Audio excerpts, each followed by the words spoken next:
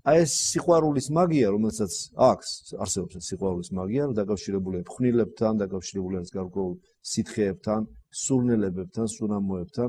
ამიტომ უნდა ვერიდოთ ჩვენ, განსაკუთრებით ახალგაზრდობა, საღიჭი რეზინებს, ყველაფერს კლაპავენ, ყველაფერს ღეჭავენ, ყველაფერს ისვამენ, ყველაფერს ისხამენ.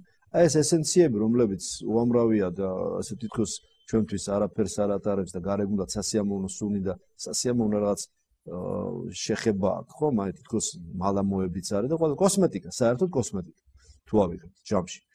საკმაოდ ესეთი შეფარული მაგიური დატვირთვა აქვს ამას.